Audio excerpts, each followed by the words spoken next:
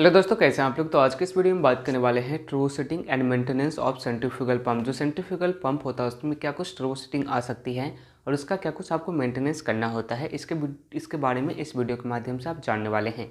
अगर आप चैनल पर पहली बार आए हैं तो चैनल को सब्सक्राइब जरूर कीजिएगा।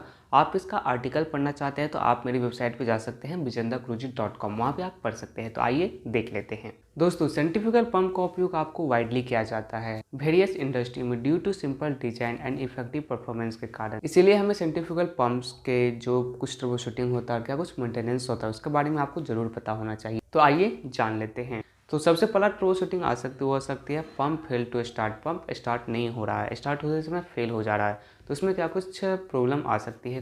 तो आइए देख लेते हैं। तो कीजिए पंप कनेक्टेड है पावर सोर्स और उसका पावर सप्लाई क्या हो तो स्टेबल हो। दूसरा काज आ सकता है आपको मोटर इश्यू। वेरीफाई कीजिए कि मोटर का जो कनेक्शन है वो करेक्टली हो। दूसरा इश्यू आ सकता है मोटर इश्यू आ सकता है। इसमें आपको वेरीफाई करना है मोटर का जो फंक्शनिंग है वो करेक्टली है। Look for brown fuses tripping, circuit breaker, और चेक कीजिए मोटर का जो वाइंडिंग है वो डैमेज तो नहीं है। इसमें नेक्स्ट रीजन हो सकता है पंप सीज। इंस्पेक्ट कीजिए कोई मैकेनिकल ऑब्स्ट्रक्शन तो नहीं है और seizing within the pump. Okay, जो दूसरा ट्रबल शूटिंग आ सकता है पंप इज नॉइजी। पंप क्या है तो नॉइज दे रहा है, तो उसमें क्या कुछ रीजन हो सकता है आइए से जानते हैं। पहला रीजन आ सकता है कैविटेशन। इंश्योर कीजिए जो सेक्शन साइड है वो रिस्ट्रिक्टेड तो नहीं है। Net positive section head adequate में अवेलेबल है। ओके, नेक्स्ट रीजन हो सकता है बेरिंग वेयर। चेक कीजिए जो बेरिंग है वो वार्म तो नहीं है, हो सकता है बेरिंग को लुब्रिकेशन और रिप्लेसमेंट की जरूरत हो। नेक्स्ट रीजन हो सकता है मिस अलाइनमेंट। वेरीफाई कीजिए पंप और मोटर शाफ्ट प्रॉपर्ली अलाइंड है या नहीं है। ओके, जो नेक्स्ट ट्रबल शूटिंग आ सकता है पंप में लो और नो फ्लो। अगर लो और नो फ्लो आ रहा है तो उसमें क्या कुछ कॉज हो सकता है आइए से देखते हैं। पहला रीजन आ सकता है क्लोज्ड इम्पेलर। इंस्पेक्ट और क्लीन कीजिए इम्पेलर, कहीं डेडबीज और ब्लॉकेज तो नहीं है। नेक्स्ट रीजन हो सकता है सेक्शन लाइन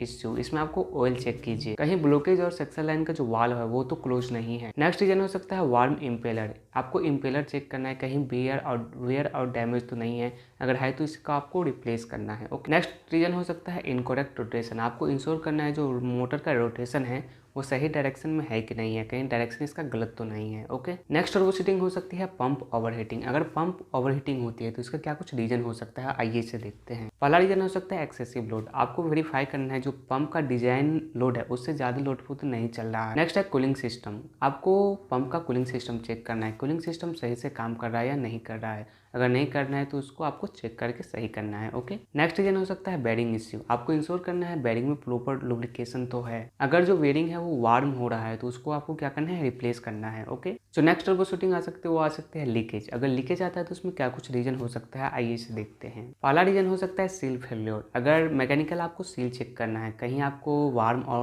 और टूटा तो नहीं है, अगर है तो उसको आपको रिप्लेस करना है। ओके, नेक्स्ट रीजन हो सकता है गैस किट इश्यू। आपको गैस किट चेक करना है, गैस किट कहीं डैमेज तो नहीं है। अगर डैमेज है तो वहाँ से आप पानी आ सकता है, इसके लिए आपको रिप्लेस करना है। ओके, समझ गए सेंट्रीफ्यूगल पंप में क्या कुछ ट्रबल शूटिंग आपको देखने को मिल सकता है। तो आइए अब जानते हैं सेंट्रीफ्यूगल पंप में क्या कुछ आपको मेंटेनेंस करना होता है आइए से देख लेते हैं। रेगुलर इंस्पेक्शन कीजिए, कहीं आपको साइंस ऑफ फेयर लीक और अनयूजुअल नॉइज तो नहीं दिख रहा है, और मोटर का वाइब्रेशन लेवल भी आपको चेक करते रहना है रेगुलर बेसिस पे। ओके, दूसरा होता है लुब्रिकेशन। पंप मैन्युफैक्चरिंग रिकमेंडेशन के हिसाब से लुब्रिकेशन शेड्यूल कीजिए। बेरिंग और अदर मूविंग पार्ट्स में अच्छी से लुब्रिकेशन हुआ है कि नहीं वो आपको इंश्योर करना है। ओके, नेक्स्ट है अलाइनमेंट। आपको पंप और मोटर शाफ्ट के बीच में जो अलाइनमेंट आपको रेगुलर चेक करना है, अलाइनमेंट तो गलत नहीं है, सही है कि नहीं है। ओके, नेक्स्ट आता है इम्पेलर मेंटेनेंस। आपको इम्पेलर चेक करना है, कहीं आपको डैमेज तो नहीं है, वियर और क्लोबिंग तो नहीं है। ओके, आपको रेगुलर बेसिस पे इसका सील और गैस किट चेक करना है। आपको पंप का परफॉर्मेंस मॉनिटरिंग भी करते रहना चाहिए। इसके बाद नेक्स्ट आता है बेरिंग मेंटेनेंस। इंश्योर कीजिए बेरिंग में प्रॉपर लुब्रिकेशन तो है,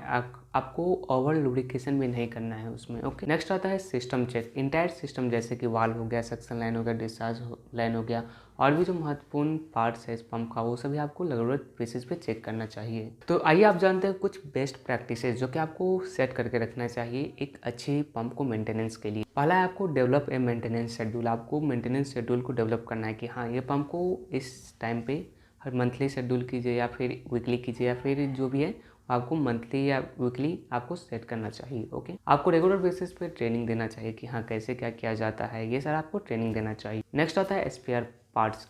keep a inventory of spare parts. आपको स्पेयर पार्ट का जो क्रिटिकल स्पेयर पार्ट्स है उसके आपको इन्वेंट्री तैयार करके रखना चाहिए, जैसे कि सील हो गया, बेरिंग हो गया। इसके बाद नेक्स्ट आता है डॉक्यूमेंटेशन। आपको क्या करना चाहिए तो जो डॉक्यूमेंट क्या किया है पंप में, जैसे कि सील फेल हुआ तो कब चेंज हुआ, कब लुब्रिकेशन हुआ, उस सभी का क्या होता है डॉक्यूमेंटेशन होना चाहिए या हिस्ट्री कार्ड पे आपको अपडेट होना चाहिए। ओके, तो दोस्तों यही थी सेंट्रीफ्यूगल पंप्स में क्या कुछ ट्रू सेटिंग आ सकती है, क्या कुछ आपको मेंटेनेंस करना चाहिए। वीडियो पसंद आया तो वीडियो को लाइक जरूर कीजिएगा। आप इसका आर्टिकल भी पढ़ सकते हैं मेरे वेबसाइट पर जाके। Thanks for watching this video. Thank